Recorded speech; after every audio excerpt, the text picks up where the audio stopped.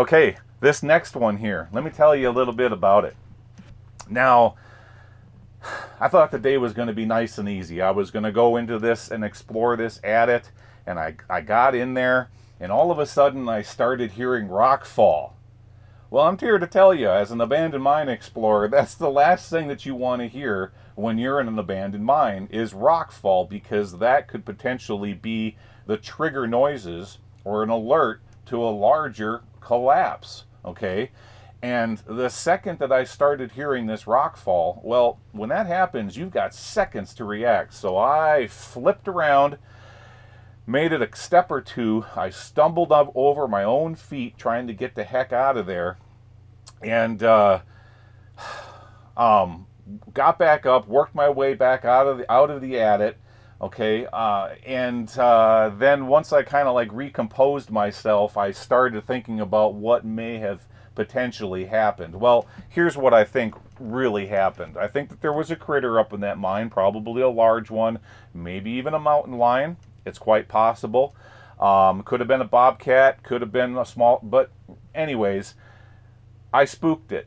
And it ran right up an ore pass, and when it did, it kicked a whole bunch of rocks, loose rocks along the way, and that's what I heard falling back down into the adit.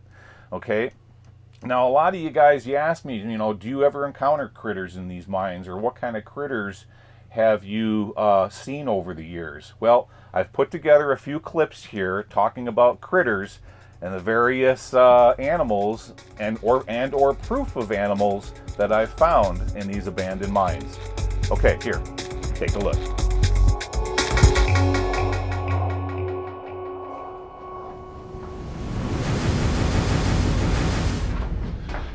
So right now we're working our way through a bunch of granite country rock, and I'm pretty sure what the reason that they put this adit at this location is they're going to be intersecting with those vein-like ore bodies further on up the hill.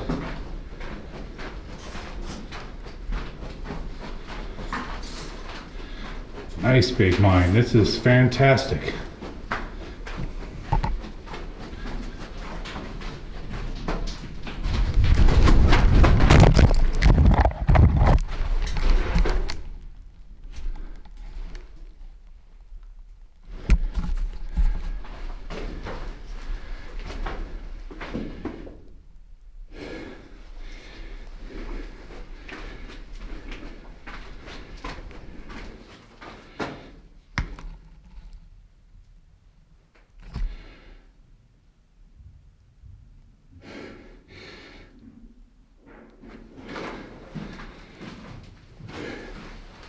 Okay guys, we've got a big critter up in this mine, and I think it could be, I'm not 100% sure what it is, but it's very large, so we're gonna have to back out. Yep. That could be a mountain lion.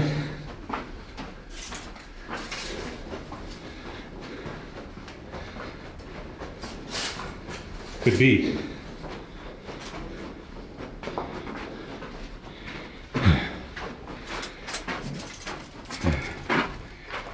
Okay, we're back out of the mine. Gonna have to fix my camera, so I kind of fell over getting out of there.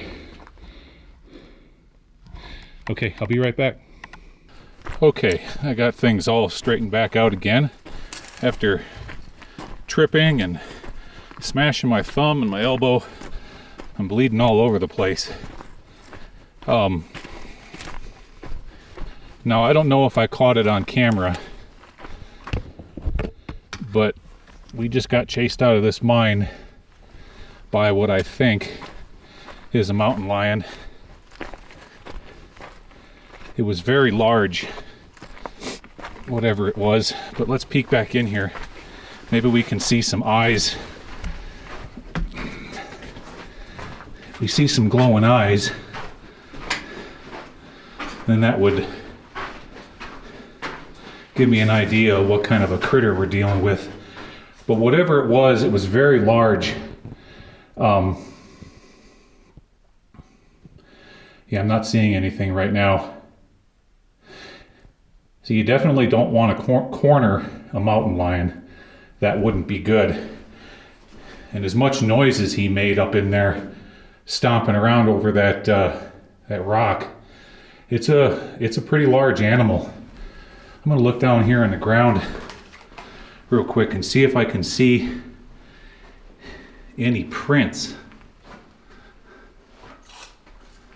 See, I'm not seeing any prints, but the ground is pretty darn hard through this area. So yeah, it's hard telling just what that is. Okay, but we're gonna have to stay out of this one for now. We'll come back and revisit it another time. I certainly don't, like I said, I certainly don't want to come face to face with a mountain lion. That wouldn't be good. So critters don't bother me. They never have. I just find that fascinating to, well, okay, so you guys, maybe some of you new subscribers you don't know a whole lot about me, but in my younger day, growing up in Wyoming, especially in the 80s and 90s, one of the things that I really enjoyed doing was crawling into bear dens in the off season. Really? Yeah. Because we would go up on the mountain, and they were pretty easy to find, and I would just head first down into a bear den just to go in there and check it out, you know. And of course, there's certain times of the year that you do not do that activity, so it's just neat. It was a lot of fun. So critters they don't bother me at all. Do you know the answer to that age-old question about the bear in the woods then? I do. So you might be wondering, what did I find in those bear dens? Well, you get in there and you see, of course, there's always a lot of scat. I found, of course, you know, dried up afterbirth, because the mama had their babies in there. So you get a big pile of dried up afterbirth. Wait a minute. Yeah. Okay, I'm gonna be you for a second, okay? Okay. Growing up in Wyoming, when we was kids, we'd go into bear dens. Uh-huh. Because it was so much fun, the main attraction was all the bear poop, and sometimes you'd get lucky and find an unborn bear embryo or something in there. Am I getting this right so far? Well, not an unborn bear embryo, just the afterbirth, the placenta. What is it called? The placenta? Yeah, and this was great. And this was great, right? This was like the highlight of your summer. Well, if you go back to school and the teacher would ask you, what did you do for the summer? Exactly. And you'd write a little report on it and stuff, and stand in front of the classroom with a straight face and tell them that's what you did? Sure. Oh my God. Because if you have an interest in biology, all right, like I did at the time, that was pretty darn cool. Right. And you can also look at the scat and see what the bears are eating. You already know what they're eating, Gly. They're eating berries and stuff like that. You don't have to dig stuff apart. Now, guys, these are black bear. This isn't grizzly bear. Where I grew up, we didn't have grizz. There is now, but back in the late 80s and 90s, we didn't have grizz where I grew up. So this was all black bear.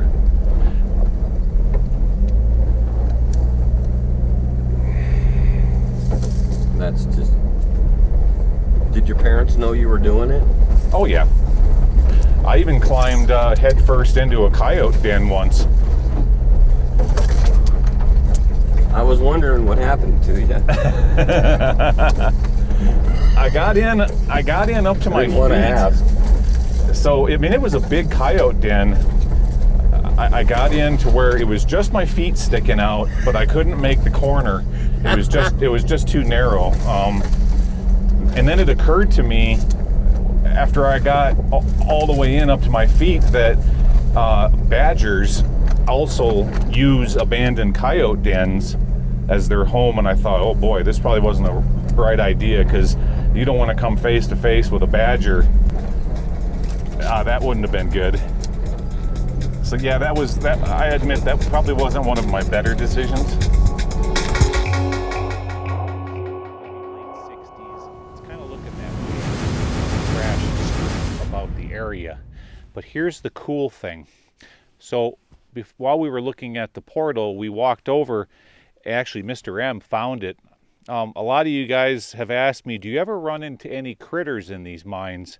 I have in the past, skunks and mine cats and whatnot, but here's a critter that I'd really rather not run into. Let me show you what I'm talking about. Come down here for a second. You can see what we're in here is this was a settling pond for the mine, and there's certain times of the year when this pond here fills up with rainwater, probably during the monsoon season of Arizona. And when that happens, the critters from the area come in and take a drink. Well, look what we have here. Look at the size of these big cat prints right there.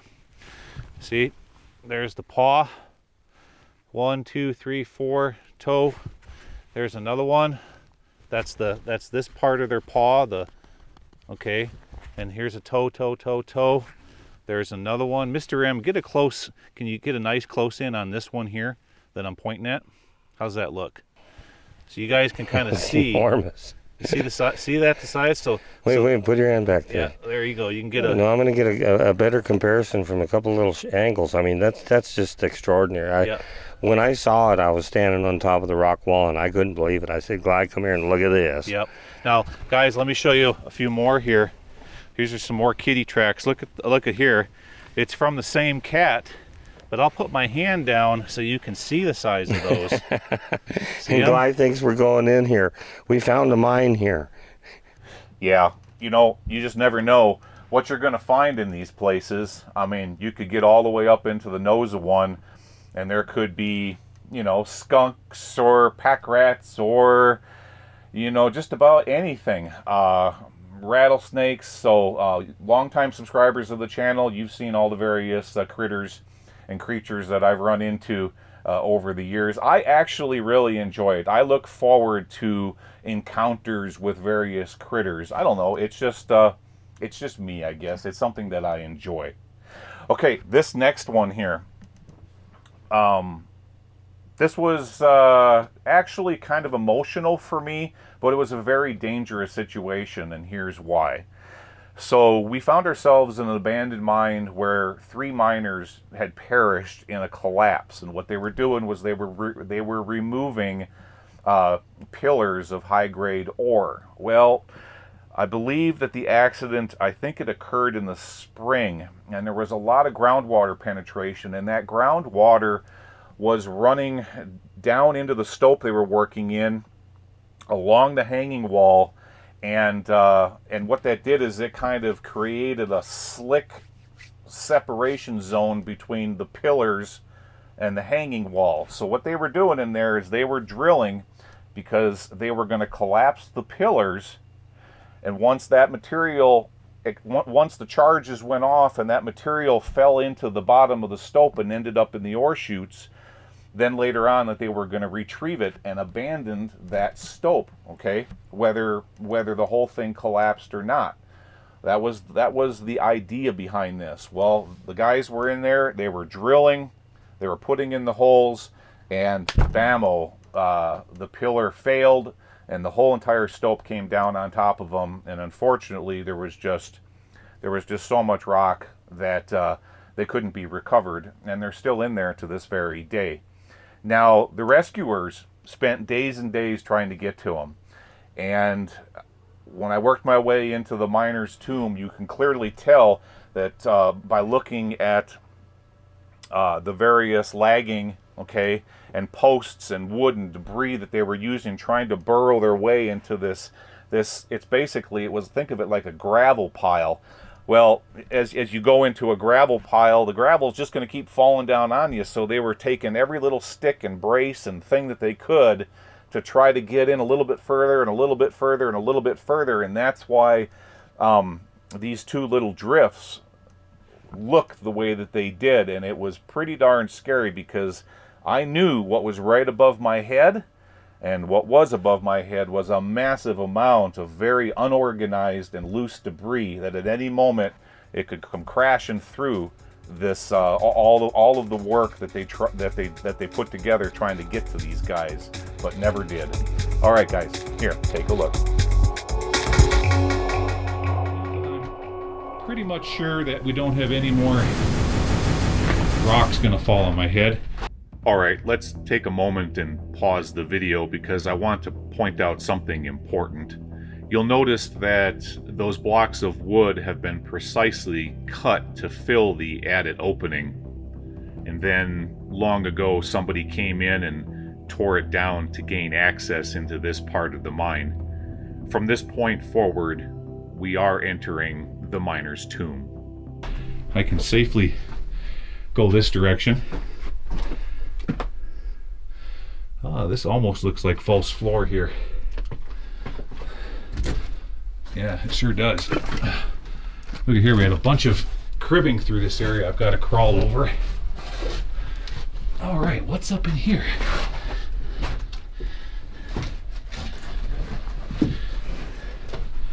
Oh, very nice.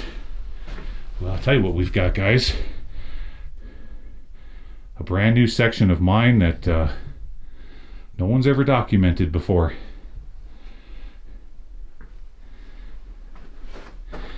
Okay, I'm seeing I'm having a technical difficulty here. I need to make an adjustment on my camera. I'll be right back. There we go. Somehow my finger accidentally hit the zoom button. Okay, so we have a really well cribbed section here with a lot of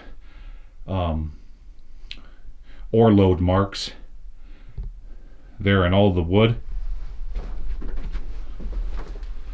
All right. Once again, let me point out some more important features of this section of the mine. You'll notice that all of the wood bracing you see there before you is just kind of haphazardly put into place or nailed into place. It almost has the appearance as though they were in a big rush to try and support their way through this debris field, and that's why they were nailing in timbers in every which direction to try to keep all of that debris from falling down on the rescuers. You have to think of this section as burrowing in underneath a really loose debris field, and that's why it looks the way that it does. And it looks like the mine, it splits. It goes left and right. Let's go right. Wow. Look at all the woodwork in here. Now, you'll notice right there, up in the face of this drift, that there's 4 or 5 blocks of wood that look very similar to the blocks of wood we found entering into this section of the mine. Here's an old oil can. Looks like Mobile 1, but this is as far as it goes this direction. Oh yeah, this is the, okay, I'm definitely seeing the collapse now. Look at all the material that came down here. All of this come crashing down. But that's as far as it goes. Okay, well we'll just back right out of here and go down the left-hand side. There we go.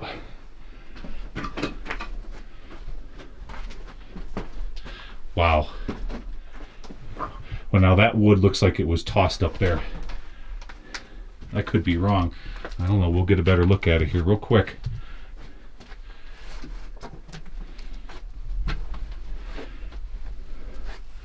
The amount of woodwork through this section is just incredible. Holy cow. I've never seen anything like this. Oh my gosh.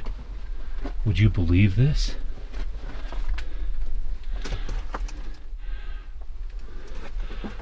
Look at all of the material. They were using, I just can't quite figure it out, if they were just using a bunch of scrap wood for gobbing. How far does this go up in here? Oh no, this is definitely the collapse. I'm directly under it, guys. Okay. I'm in a very, very extremely dangerous situation here.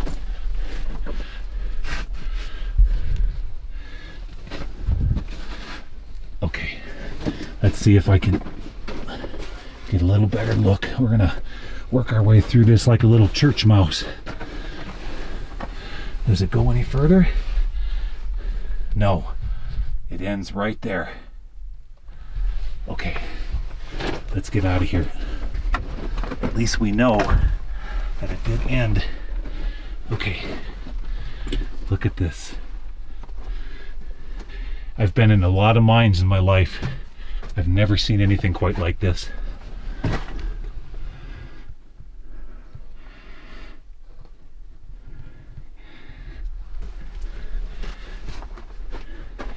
Just incredible. Okay, feeling better now. Now that I'm out from underneath all of that debris. All right, let's work our way back to the safe zone.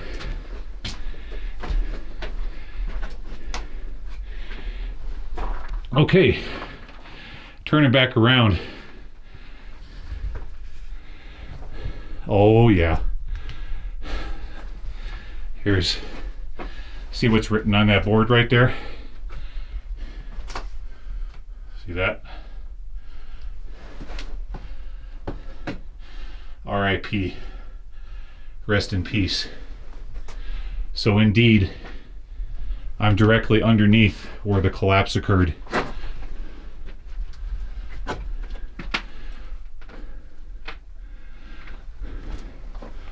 Okay. One more shot, because I think this is the closest that we're going to be able to get to these poor souls that lost their lives in this mine.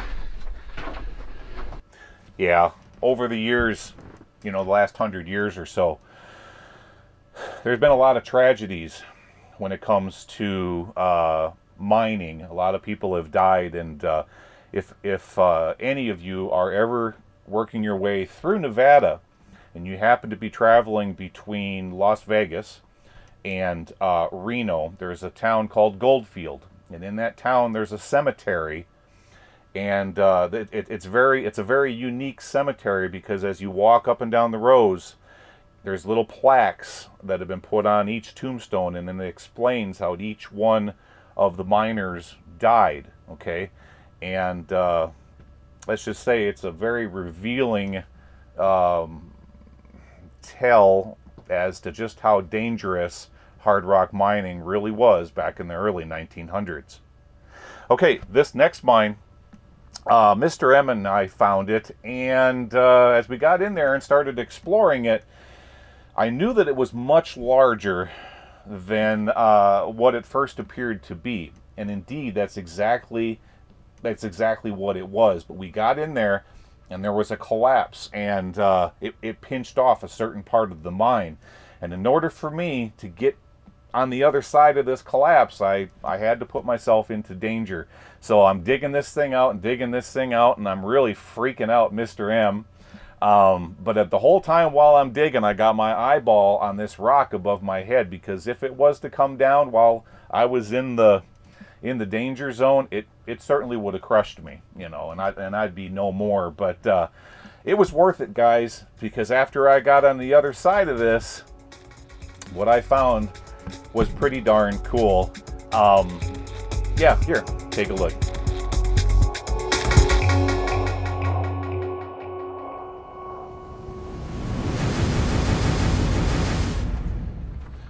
Oh, looks like we might have our first collapse right up here. Wonder if we're going to be able to get over it.